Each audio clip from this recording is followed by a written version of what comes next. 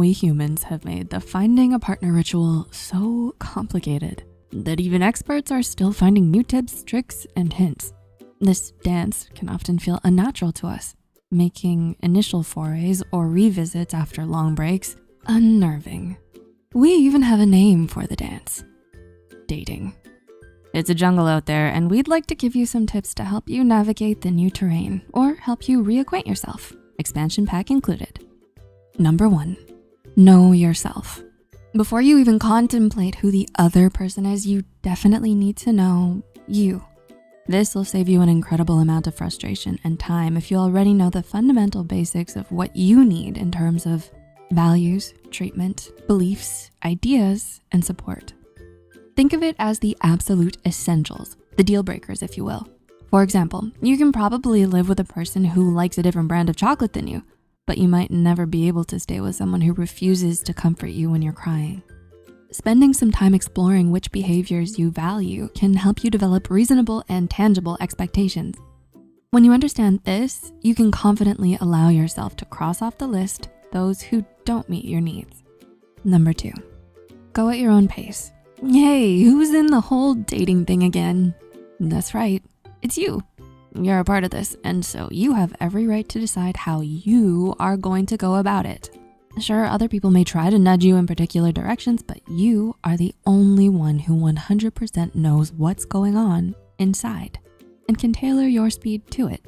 In fact, being rushed could be considered a red flag. If someone keeps pushing, rushing, and insisting despite you indicating otherwise, this is a sign that the other person can't take no for an answer, which in turn implies just how little your needs matter to them. Number 3, think of each step as practice. Do you expect to hit a hole-in-one the first time you play golf? Well, dating is kind of similar. It takes practice. These days, online meeting through texts, apps, and even online forums is far more common. No one you know has vetted these people, and if you are used to meeting people in the traditional way, this can be daunting.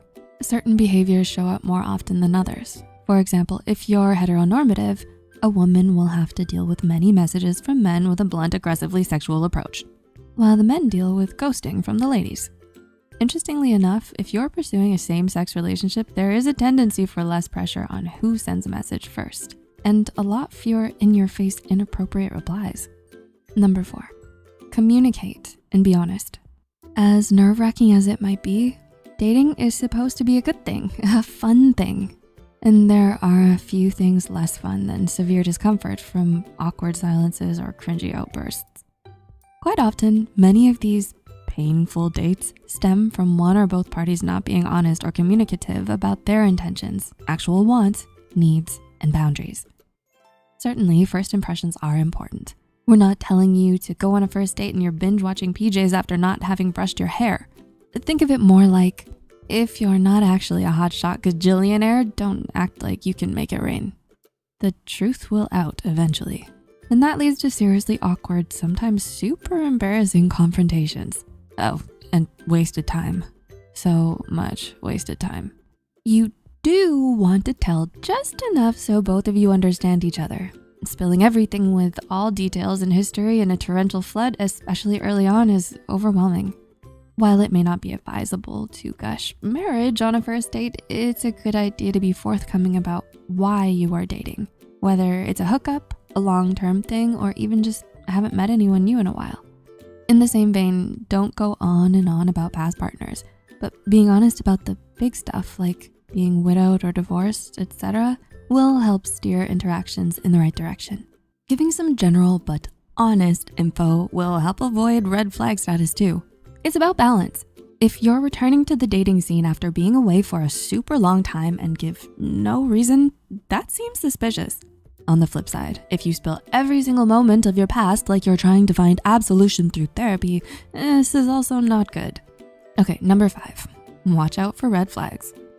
And speaking of those red flags, look out for the 4 major ones: criticism, defensiveness, stonewalling, and contempt. But what exactly am I looking for, you ask? Don't worry, we got you covered. Criticism isn't a one-off, you're late. It's an all or nothing thing with the criticism flag. So more like, you're always late, or you never notice me. So the movies were right on this one. Only a Sith deals in absolutes. Defensiveness is like a pre-attack. Everything you say becomes the opening salvo for a debate, fight, or guilt trip. An offhand comment of, "It's raining pretty hard. Why'd you park so far away?" gets a response of, "I don't want my car to get scratched. Do you know how much that costs? It's just rain. What's your problem?" Or asking for fun, "Do you think a hot dog is a sandwich?" And you get a full-blown insulting tirade about giving inane reasoning to manipulate a result. I mean, come on, sometimes a question's just a question. Stonewalling, on the other hand, takes an inactive approach, just like it sounds. You say a thing, or trying to talk after a conflict, and the other person doesn't respond, or they go offline. You explain your stance, and they either act like they don't care, or they simply act like you didn't say anything at all. Contempt, the most sinister of the four horsemen of the of dating. Contempt goes hand in hand with being condescending. They'll behave in a mean-spirited manner, humiliating you or otherwise making sure you know they're superior in some way. So demeaning jokes at your expense on a first date? Run away. In fact, if any of these red flags make themselves clearly, absolutely known, the best course of action is to turn and leave, and not after giving it a go for a year. Leave quickly. You'll have noticed that they all entail the flag bearer not caring about their partner, or at worst, using their partner as a tool. Like a sport though, dating also has a yellow flag, where there's unease, but you're not really sure if it's really a thing. When in doubt, ask an expert. You could also sit back and ask yourself how you'd feel if this treatment was being received by someone close to you.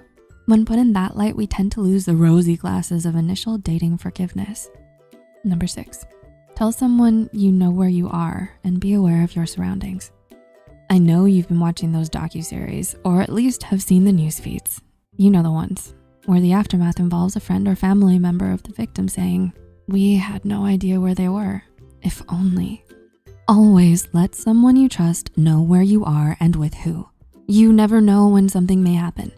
It might be something petty like, "This is super awkward. Can you conveniently show up or call so I can leave this date?"